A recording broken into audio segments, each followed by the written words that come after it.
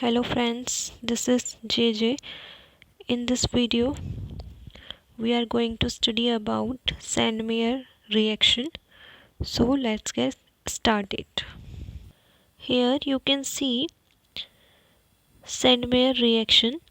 The Sandmeyer reaction is chemical reaction used to synthesize aryl halides from aryl diazonium salts using copper salts as reagent or catalyst. So what happens in this reaction? Aryl diazonium salt aryl diazonium salt forms aryl halides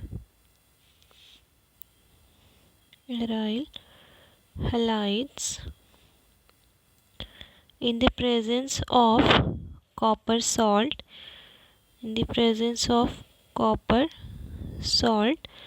and aryl diazonium salt reacting with halo acids. Okay, it will react with halo acids.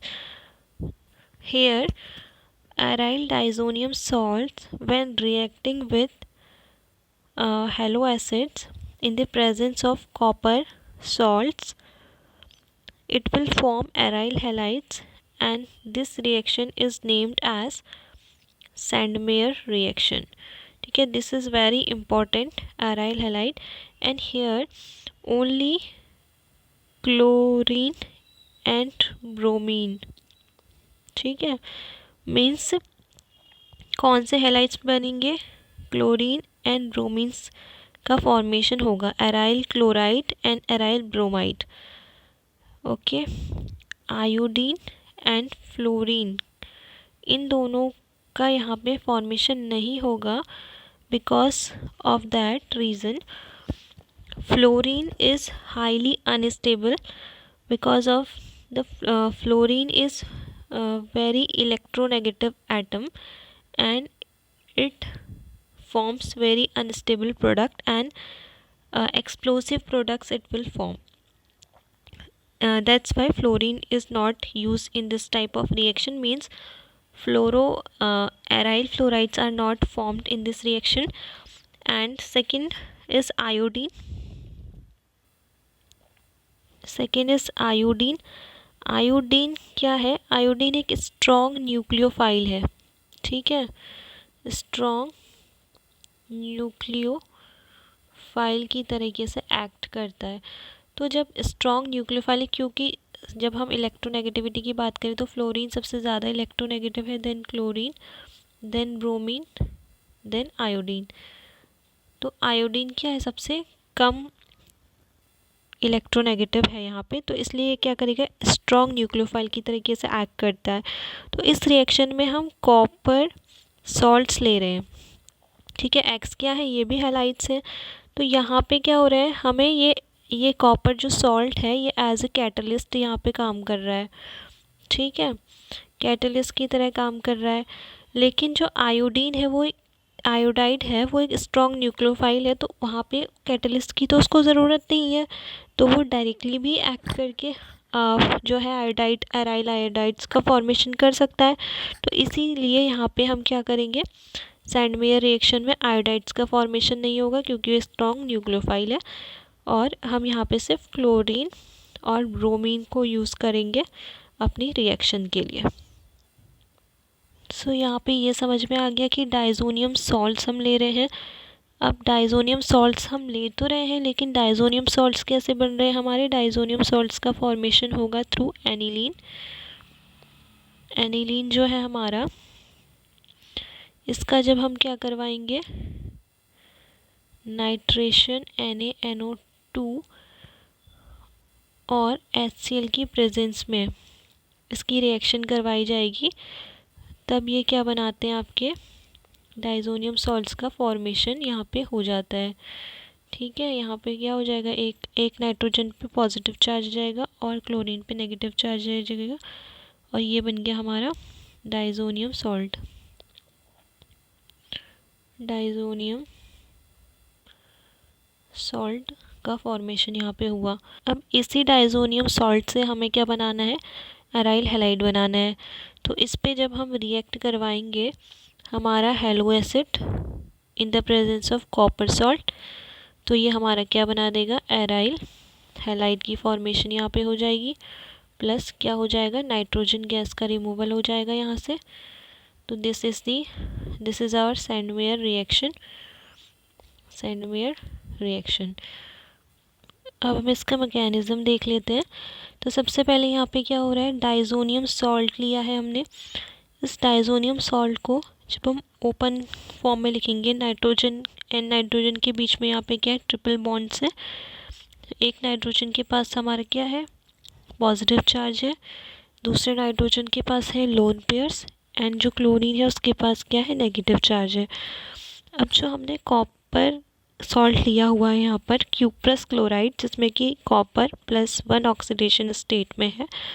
देखिए यहाँ पे दिखाया हुआ है +1 oxidation state में cuprous chloride, CuCl is cuprous chloride. Okay, here it is copper in this +1 oxidation state में present है। अब देखिए आगे, जो क्यूप्रस क्लोराइड है वो बॉन्ड फॉर्म कर रहा है क्लोरीन के साथ में। ठीक है, जो क्लोराइड है यहाँ पे नेगेटिवली चार्ज्ड है, तो क्यूप्रस क्लोराइड बॉन्ड फॉर्म करेगा क्लोरीन के साथ, और क्लोरीन क्या हो जाएगा, यहाँ से रिमूव हो जाएगा। तो क्लोरीन और नाइट्रोजन के बीच में जो बॉन्ड है वो यहाँ पे ब्रेक हो जाएगा। देखिए कैसे हो रहा है, एक रिएक्शन में समझाती हूँ। देखिए यहाँ पे क्या हो रहा है, ये हमारा डाइज़ोनियम सॉल्ट है, इसमें नाइट्रोजन एंड क्लोरीन के बीच में जो बॉन्ड है वो ब्रेक हो रहा है, और जो क्यूप्रस क्लोराइड है वो बॉन्ड फॉर्म कर रहा है इस क्लोरीन के साथ में, जिसकी वजह से हमारा क्या बन रहा है, CuCl2।